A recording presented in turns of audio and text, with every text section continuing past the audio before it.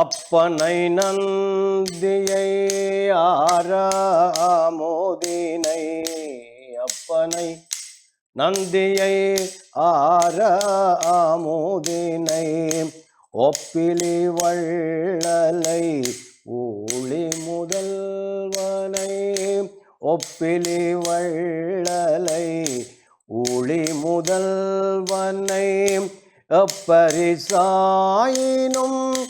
ஏத்துமின்னேத்தினால் பரிசாயினும் ஏத்துமின்னேத்தினால் அப்பரிசு ஈசன் அருள் பெறலாமே அப்பரிசு ஈசன் அருள் பெறலாமே அஞ்சனமையேடும் ரஞ்சனியை எந்தன் நெஞ்சுரை அன்னையை நின்மலர் ரூபியை கொஞ்சோ தமிழால் தன்னை கெஞ்ச வைத்தாளை கொஞ்சோ தமிழால் தன்னை கெஞ்ச வைத்தாளை தஞ்சமேன அவள் தாழ்தொழுதேனே தஞ்சமென அவள் தாழ்தொழுதேனே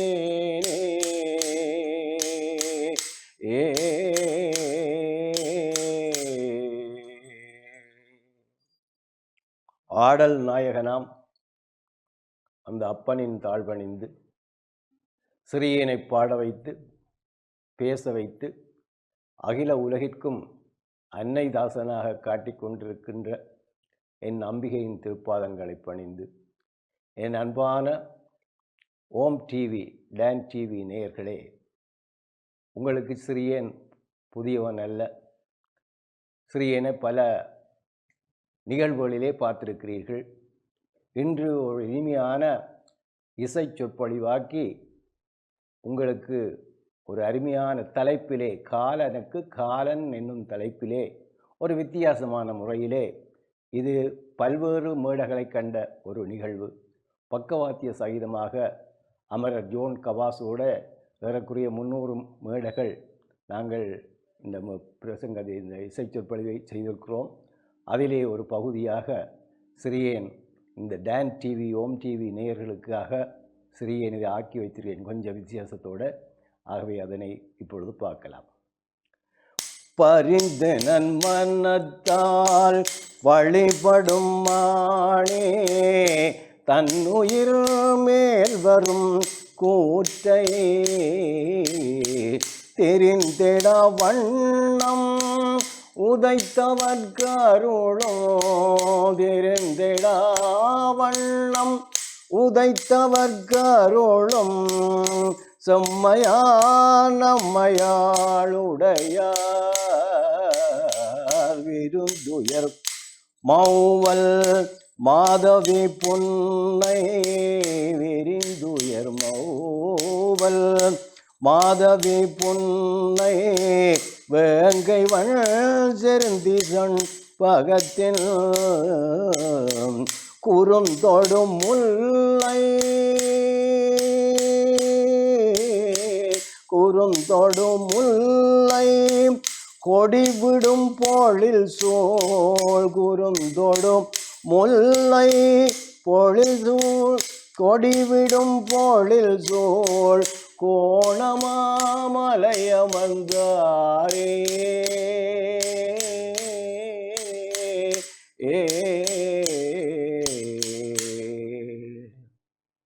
ஈழத்தின் திருத்தலங்களில் ஒன்றாகிய அந்த சிவன் உரைகின்ற கோணேஸ்வர ஆலயத்தை பற்றி நமது ஞான குழந்தை அங்கிருந்து இப்பொழுது டிவியிலே நாங்கள் தொலைக்காட்சியிலே பார்க்குற மாதிரி ஒரு பார்வை ஞான பார்வையை பார்த்து ஒரு அழகான காட்சியை அங்கே திருக்கோணேஸ்வரத்திலே எம்பெருமான் எப்படி உறைந்திருக்கிறான் என்பதை காட்டுகின்ற வேளையிலே அவர் சொல்லுகின்ற ஒரு சரித்திரம்தான் சிறியன் இப்பொழுது உங்களுக்கு சொல்ல போகிறேன். உண்மையிலே பாருங்கள், அந்த குழந்தை சொல்லுது, பரிந்து நன் பணித்தால் வழிபடும் ஆணி தன்னுயிர் மேல் வரும் கூற்றை. இறைவன் எங்கள் மனிதனாக பிறந்த ஒவ்வொருத்தருக்கும் ஏதோ ஒரு தலையெழுத்துன்னு சொல்லுவீர்கள். அந்த தலையெழுத்து எங்களுடைய ஆயுட்காலம் முடியா யமன் பெறுவான், எங்களை கொண்டு போவான். இதுதான் நியதி. இதையும் சிவ வழிபாடு மாற்றும் என்று ஒரு தத்துவத்தை இந்த குழந்தை எங்களுக்கு பாடல் மூலம் காட்டியிருக்கிறது. நாங்கள் எல்லோரும் பாடிக்கொண்டிருக்கிறோம். அப்படியான வரலாறு தான் என்ன என்பதை உங்களுக்கு இதையே சொல்ல விளைகிறேன். அன்பான ஓம் டிவி நேயர்களே, இந்த கந்த புராணம் பேசுகின்ற விடயங்களிலே ஒரு சிறு தலைப்பு தான் இது மார்க்கண்டேய படலத்திலே வருகிறது. காசிப முனிவருக்கு மாயை, சூரன், சிங்கன், மாயோட சேர்ந்து சூரன், சிங்கன், தாரகன் என்று மூன்று குழந்தைகள். இந்த 3 குழந்தைகளும் இப்பொழுதென்றால் குழந்தைகள் நாங்கள் என்ன செய்கிறோம், எங்களோட பிள்ளைகளை படிக்கிறதுக்கு அப்பா அம்மா படிப்பிக்கிறே இல்லை. நாங்கள் எல்லோரும் நர்சரிக்கு 2 வயசுலேயே அனுப்ப துவங்கிடுவோம். 2+2+லேயே குழந்தை ஆனா அவன்னா படிக்க வலிக்கிட்டுரும். அது நர்சரியில் போய் தான் படிக்கும். ஆனால் அந்த காலங்களிலே அப்படி இல்லை. அப்பா அம்மாவே அவர்களுக்கு குருவாக இருந்தவர்கள். அப்போ இந்த காசிப முனிவரிடம் பிள்ளைகள் பாடம் கேட்கிறார்களா, தந்தையே எங்களுக்கு அறிவு தேவை, நீங்கள் எங்களுக்கு போதியுங்கள் என்று கேட்கிறார்கள். அப்பொழுது காசிப முனிவன் சொல்லுகிறான், உடம்பினை உறுத்து நோற்போர் உலகெல்லாம் வியப்ப வாழ்வர்.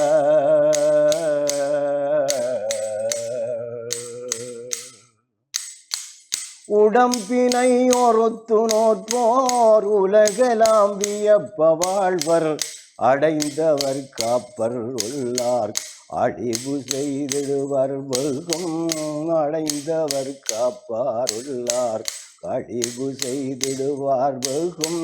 நெடும் பொருள் பலவும் கொள்வார். நெடும் பொருள் பலவும் கொள்வார்.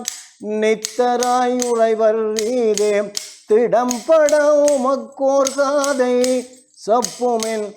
சப்புவன் என்று சொன்னார். திடம்பட உரைக்கோர் காதை சப்புவன் என்றான்.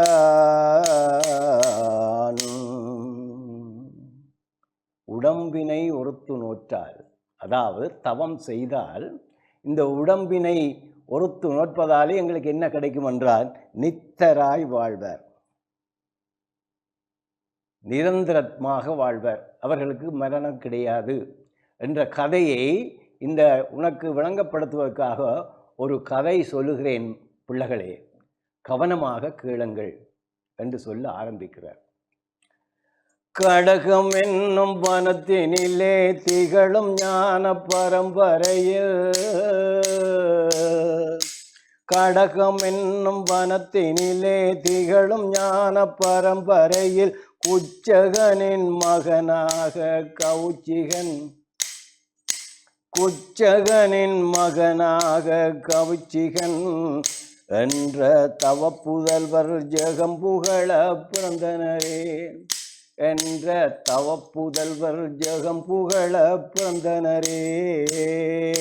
கடகம் என்னும் வனத்தினிலே திகழும் ஞான பரம்பரையில் குச்சகனின் மகனாக கவுச்சிகன் என்ற தவப்புதல்வர் ஜெகம் புகழ பிறந்தனரே.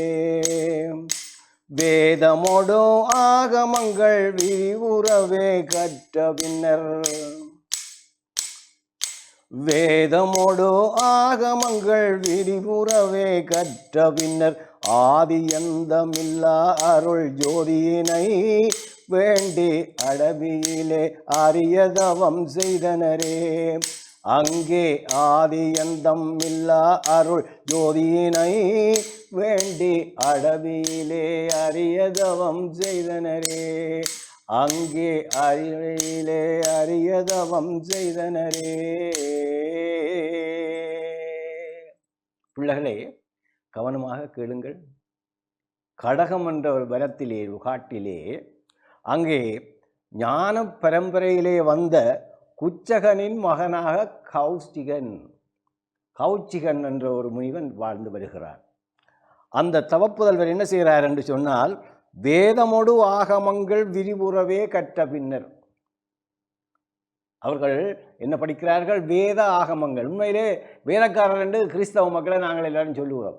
உண்மையான வேதக்காரர் நாங்கள் தான். எங்கள் 4 வகை வேதம் இருக்கு. யசுர், சாமம், அதர்வணம் என்று சொல்லப்படும் 4 வேதங்களும் தான் எங்களுடைய முதல் நூல்கள், சைவ சமயத்தின் முதல் நூல்கள். அப்போ நாங்கள்லாம் உண்மையான வேதக்காரர்.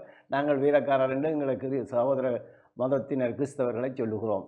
அவர்களும் வேதக்காரர் தான். ஆனால் நாங்கள் தான் உண்மையான வேதக்காரர். நாங்கள் இந்த 4 சமயத்தை அடிப்படையாக கொண்டு வழிபடுகின்ற மரபிலே வந்தவர்கள் தான் இந்த சைவ சமய மக்கள். அப்போ நாங்கள் என்ன செய்கிறோம்?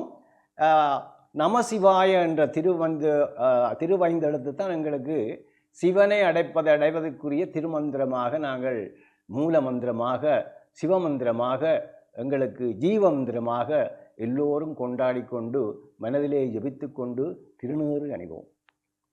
என்ன அலுவல் செய்தாலும் ஓம் சிவாய நம, உனக்கே நான் செய்கின்ற அலுவல்கள் அனைத்தும் அர்ப்பணம் என்று சொல்லி சிவனை முழு முதல் கடவுளாக நினைத்து வழிபடுகிற சமயத்தினர் நாங்கள் சைவர்கள். அந்த வகையிலே இந்த பிள்ளைகள் என்ன செய்கிறார்கள்? அவன் கௌச்சியன் என்ன செய்தான்? இந்த வேதங்கள் எல்லாம் ஆமம் ஆகமும் எல்லாம் கட்டு போட்டு இனி தவம் செய்யணும் என்று சொல்லி ஒரு குளக்கரையிலே போய் தீர்த்தக்கரையிலே இருந்து அப்படியே தவம் செய்து கொண்டார். ஓம் சிவாய நமக,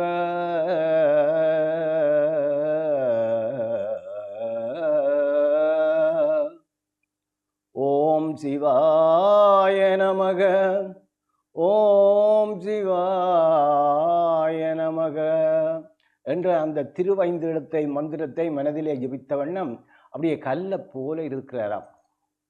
பெருமானே, நீ பெறப்போறியா? எனக்கு என்னிடம் பெறப்போறியா? நான் உன்னை வேண்டி அழைக்கிறேன், வா என்று அங்கே கேட்கிறாராம்.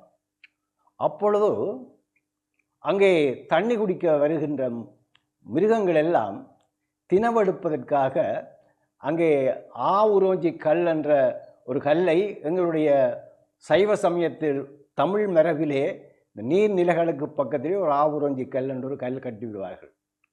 அது கொஞ்சம் சொரசொரப்பாக இருக்கும். இந்த நீர்நிலைகள் வருகின்ற மிருகங்கள் அப்படியே தண்ணியை குடிச்சு போட்டு அதுக்கு அந்த உண்ணி அதுகளை கடித்தா தினவெடுக்கிறேன்னு சொல்கிறோம்.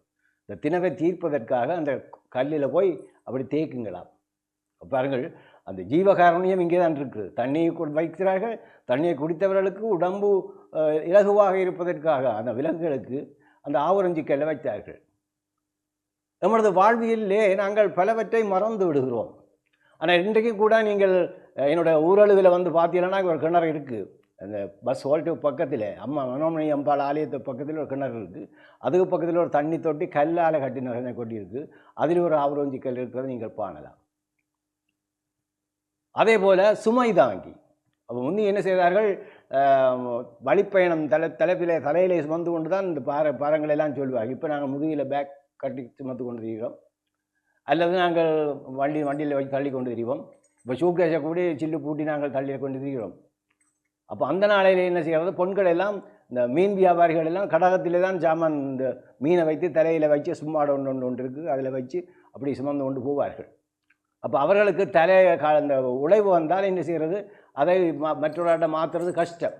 அதுக்காண்டி இந்த ரமவாங்கள் என்ன செய்கிறாங்க என்றால், சில இடங்களிலே நீள பயணம் போகிற இடங்களிலே இடையிலே அந்த சுமதாங்கியை கட்டி விடுவார்கள். அது இப்போ ஒரு விதமான அமைப்பிலே இருக்கும். கட்டையாக்களம் வைக்கலாம், உயரமான ஆக்களம் வைக்கக்கூடியதாக ஒரு இப்படியான ஒரு அமைப்பிலே சுமை தாங்கி இருக்குது. நீங்கள் இத்தனை பேர் பார்த்தீங்களோ தெரியாது. எனது ஊரிலேயே முந்தி எல்லாம் இருந்தது, இப்போ எல்லாம் தடமட்டமாக போச்சு. அப்படி சுமை தாங்கிகள் தெருவு ஓரங்களிலே நீண்ட பயணம் போகிற இடங்களிலே கட்டி எங்களை மக்களுக்கு ஆறுதல் கொடுத்தவர்கள் நாங்கள். நீர்நிலைகள் கட்டி விட்டாங்க நாங்கள், தண்ணி தொட்டி கட்டி விட்டாங்க நாங்கள், ஆவுரஞ்சிக்கல் வைத்தவர்கள் நாங்கள். இப்படியாக எங்களுடைய பழைய மரபுகள் எல்லாம் மருவி வருகின்றது. ஜீவகாரணியம் செத்து வருகிறது. ஜீவகாரணத்துக்கு சாவதற்கு பல காரணங்கள் இருக்கின்றன. இந்த காரணங்களை சொல்லிவிட்டால் என்னுடைய பிரசங்கம் நீண்டு கொண்டு போகும். அந்த வகையிலே அங்கே மிருகங்கள் எல்லாம் வேற ஆவுரோஞ்சி கல் என்று நினைச்சு அவர் தன்னை மறந்த நிலையிலே இருக்கிறார், ஒரு கல்லை போல இருக்கிறார். அந்த வகையிலே இந்த மிருகங்கள் எல்லாம் வருகிறதாம். இப்படி வந்து ஆவுரஞ்சி கல்லுமாவை பார்க்கிறதை பார்த்தார். இருக்கிற விஷ்ணு பகவான் பார்த்தார். உடனே இவனடா இப்படி ஒரு தவம் செய்கின்றானே என்று வந்து அற்புதம் மைதி மைந்தன் அருந்தவம் புகழ்ந்து முன்போல்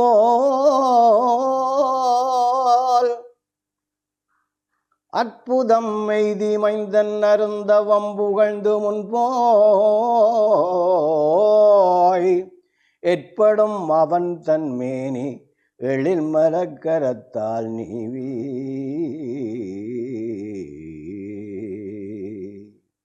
வெற்பென முனிவர் நின் பேரும் மிருகண்டூயன் என்ன சொற்பயன நாமம் சேர்த்த எழுந்து கை தொழுது நின்றான்.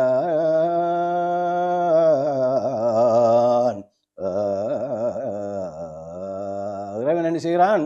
இந்த இவருடைய இதை பார்த்த உடனே அவனுக்கு இரக்கம் வந்து விட்டது.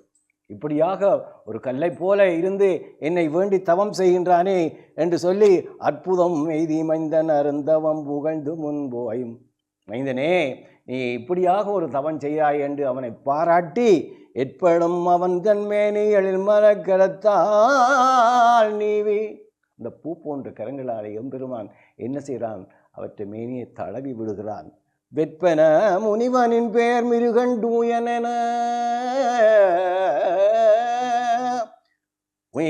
ஒரு மலையை போல இருந்த நீ உனக்கு மிருகண்டூயன் என சொற்பயில் நாமம் சேர்த்த எழுந்து கை தொழுது நின்றான். அந்த நாமத்தை சொல்லி இறைவன் அவரை போற்ற இவன் என்ன செய்தான்? எழுந்து கை தொழுது நின்றான். இந்த செய்தி அங்கே உள்ள மக்கள் எல்லோருக்கும் பரவுகிறது. பல முனி பொங்குவர்களுக்கு, எத்தனையோ முனிவர்கள் அங்கே சூழ்ந்த அந்த வனத்திலே இருக்கிறார்கள், கழகத்திலே. அவர்களுக்கெல்லாம் இந்த செய்தி பரவுகிறது. அப்படியே ஓடி வருகிறார்கள். வந்து இந்த கௌச்சியனை பார்த்து, கடவுளையே நீ இப்படி ஒரு தவம் செய்தாயாப்பா, உனக்கு மிருகண்டு என்று பயம் வந்து பெயர் சாத்தி விட்டாரே எங்களுடைய இறைவன் கூட என்று சொல்லி இந்த கௌச்சியனை இப்போ மிருகண்டு உயராக பார்க்கிறார்கள். என் அன்பானவர்களே, இப்பொழுது அவரை பெற்றவர்கள் உள்ளம் படுகின்ற இன்பத்தை சொல்லி வேலை இல்லை என்றால், இது உங்களுக்கு பல பேருக்கும் தெரியும். இந்த 5ஆம் வகுப்பு ஸ்கொலைப்புக்கு போகிற பிள்ளைகளை ஏற்றி இறக்கி எவ்வளோ கஷ்டப்பட்டு படிப்பிச்சு போட்டு அந்த பிள்ளைகள் அருமையான புள்ளிகள் எடுத்து விட்டார் என்றால் அந்த பெற்றோர் படுகின்ற இன்பத்துக்கு அளவு கணக்கே கிடையாது. அதே போல இப்போ பிள்ளைகளை பெற்று பிள்ளைகளாலே பெற்றோர்கள் இங்கே பலன் பெறுகிறார்கள். அப்படியாக பலன் பெற்ற அவர்களை பார்த்து இப்போ அவரை இப்போ எல்லோரும் வந்து இவருடைய ஆசீர்வாதம் பெறுவதற்கு வார்கள். மக்கள் எல்லோரும் இப்போ வந்து இவருடைய மிருகண்டூயர் என்ற செய்தியை கேட்டவுடனே வந்து அவர்களிடம் ஆசி பெற்று கொண்டிருக்கிறார்.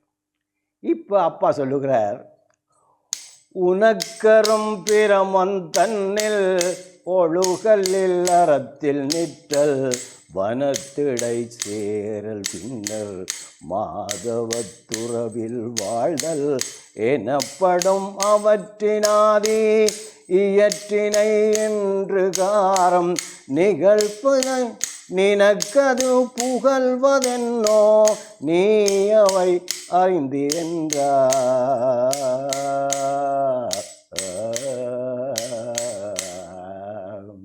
மகனே, நீ இப்பொழுது அதாவது இல்லறம், வனவாசம், பிரம்மச்சரியம், துறவரம் என்ற 4 நிலைகள் எங்களுடைய வாழ்க்கையிலே இருக்கின்றன. இதிலே இப்பொழுது உனக்கு எங்களுக்கு மகிழ்ச்சிக்காக நீ இல்லறத்திலே ஈடுபட வேண்டும். உனக்கு நாங்கள் திருமணம் பேசுகின்றோம் என்று சொன்னார். அப்பா அப்பா அப்பா அப்பா என்ன சொன்னீர்கள்? எனக்கு திருமணமா? கேவலம் இந்த பந்த பாசங்களிலே ஈடுபட்டு நான் என்னுடைய வாழ்க்கையை கழிப்பதற்காகவா பிறந்திருக்கிறேன்? எனக்கு இறைவனே எனக்கு வந்து ஞானம் தந்திருக்கிறான். அப்படிப்பட்ட எனக்கு என்னப்பா திருமணம் என்று இருக்கிறான். அப்படி சொன்னது மட்டுமல்ல, அது மட்டுமல்ல, பாருங்கப்பா, இந்த பெண்களாலே எங்களுக்கு வருகிற துன்பத்தை பாருங்கள் என்று கந்தபுராணம் பேசுகிற ஒரு வாசனம் இந்த சொல்ல போய் பாருங்கள். அந்த கந்தபுராணத்திலே காட்டுகின்ற இடத்தை காணுங்கள். மண்ணுலகில் உள்ள வரம்பில் பெரும் பவத்தை பெண்ணுருவமாக பிரமன் படைத்தன.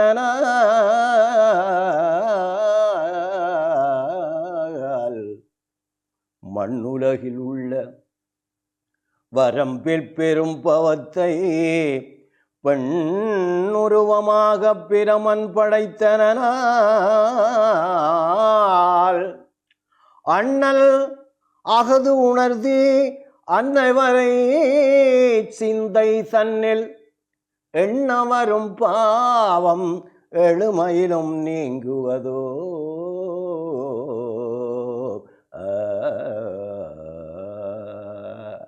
என்ன அருமையான தாய்க்குலமே, இது கந்தபுராணம் பேசுகிறது அப்படியே உங்களுக்கு சொல்லுகிறேன். அங்கால போனால் அவங்களை விளங்கும். என்ன சொல்கிறார்கள்?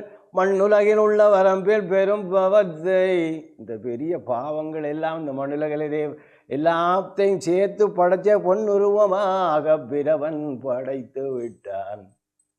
என்ன செய்தான்? பிரமன் இந்த பெண்களை பாவச் சுமையாக படைத்து விட்டானப்பா.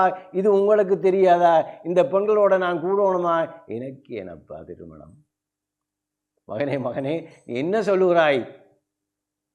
அது தெரியாமலா நான் உனக்கு சொல்லுகிறேன்? இல்லையப்பா, இன்னும் சொல்லுகிறேன், கேளுங்கள். அஞ்சனை வேட்கண் அறிவயர்தம் பேராசை நெஞ்சு புகின் ஒருவர் நீங்கும் நிலைமைத்தோ நஞ்சல் புரியாதுயிரை என்னாலும் ஈந்திடுமால் நஞ்சம் இனிதம்மா ஒரு நாளும் நலியாது. அது மட்டும் இல்லையப்பா, சொல்கிறேன் கீழப்பா. இப்படி பாவத்துமையாக இந்த பெண்கள் பிறந்தது மட்டுமல்ல, இவர்கள் நஞ்சிலும் பார்க்கக்கூடியவர்கள். நஞ்சு என்ன செய்யும்? குடித்த உடனே கொண்டு விடும். ஆனால் இந்த பெண்களோ நாளுக்கு நாள் எங்களை வாட்டி வாட்டி வதச்சி வச்சு கொண்டு விடுவார்களப்பா. எனக்கு இந்த திருமணம் வேண்டாமப்பா. அப்படியா மகனே? நீ அறிந்தது இவ்வளவுதானா? இந்த பெண்களை பற்றி உனக்கு தெரியாதையா? என்னப்பா சொல்லுகிறீர்கள்?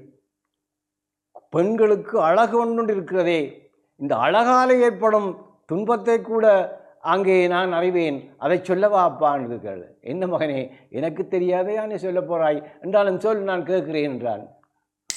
கூன்முகத்திங்கள் நெற்றே கோதையர் குழுவுக்கெல்லாம் தான் முதல் இறைவியாக தன் கையால் சமைக்கப்பட்ட கூன்முகத்திங்கள் நெற்றே கோதையர் குழுவுக்கெல்லாம் தான் முதல் இறைவியாக தன் கையால் சமைக்கப்பட்ட மான்முகம் நோக்கி முன்னோர் மலர் அயன் மையல் வைதே.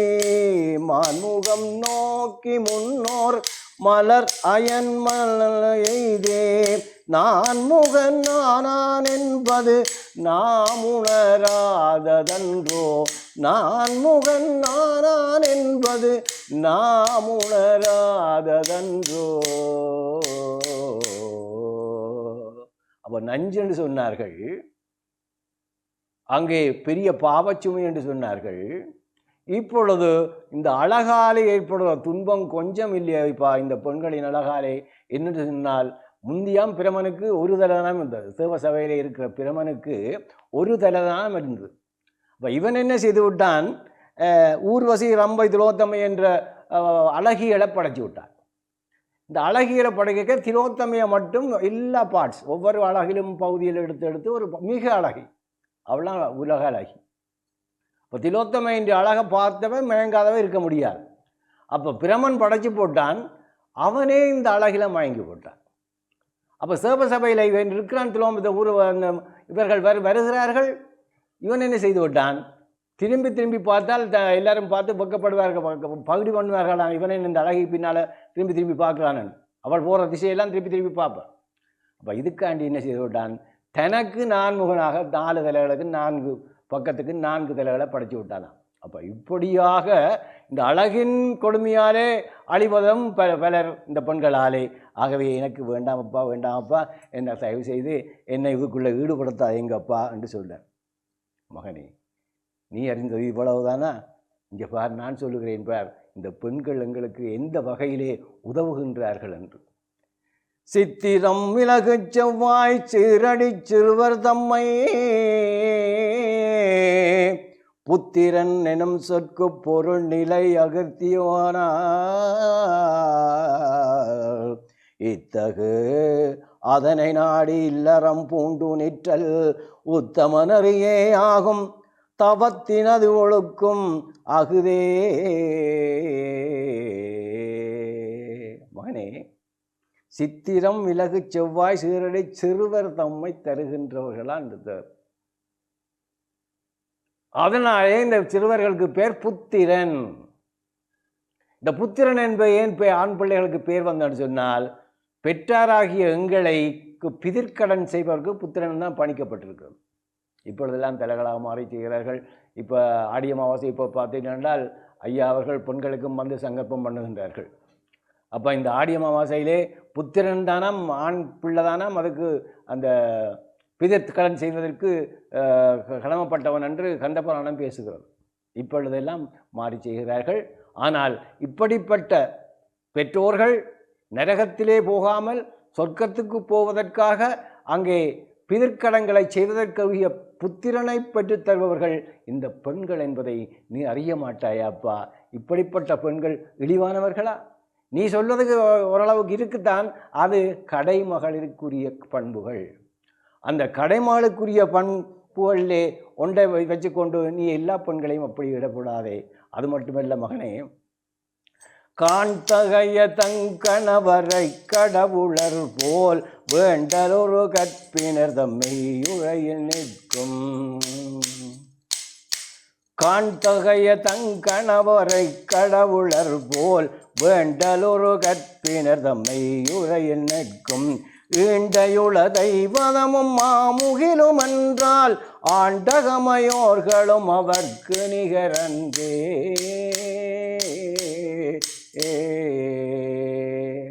அப்போ இந்த பெண்களின் இன்னொரு இயல்பை நீ அறிய இல்லையாப்பா? தங்கள் கொழுனர், அதாவது கணவனை கடவுளர் போல மதித்து உள்ள வழிபடுகின்ற கற்புக்கரசிகளான அந்த பெண்கள் தெய்வத்தை காட்டி நில்லென்றாலும் நிற்கும், மழையை பெய்யென்றாலும் பெய்யும். ஆக இயற்கைக்கே கட்டளை இடுகின்ற வல்லமை உடையவர்கள் இந்த பெண்கள் என்பதை நீ அறிய மாட்டாயா என்று பல்வேறு வகையாக அப்பா பிள்ளைக்கு உபதேசம் செய்ய அவர் மனம் மாறி, அப்படியானால் சரி ஐயா, நீங்கள் சொல்கிறபடி உங்களுக்கு ஒரு புத்திரனை பெற்றுத்தர வேண்டிய பாக்கியம் எனக்கு இருக்கிறது. எனவே தந்தை சொல் மறுப்பவர்கள் தாயுரை தடுப்போர் அந்த தேசிகர் அன்னையை இகழ்ந்தோர் வந்தனை செய் வேதனரை மாற்றினர்கள் மாறா செந்தழலில் வாழ் நிறையத்தினரை செய்வார். அதாவது நரகத்திட தந்தை சொல் தாய் சொல்லி மறிக்காதவர்கள் எங்கே போவார்களாம்? நரகத்திற்கு போவார்களாம். என் அன்பானவர்களே, என் வருங்கால சந்ததியே யோசிங்கள். பெற்றோர்கள் சொல்லை கேட்காதவர்கள் எல்லாரும் நரகத்துக்கு போவார்களாம். ஆகவே இந்த வகையிலே என்ன செய்கிறான் கௌச்சியன்? அப்பாண்ட சொல்ல கேட்டு சரி நான் திருமணத்துக்கு உடன்படுகிறேன் என்று சொல்லி உடன்பட்டானாம். பிற்பாடு என்ன நடக்கிறது என்பதை நாங்கள் எல்லோரும் அறிவோம் அடுத்த தொடரிலே. நன்றி, வணக்கம்.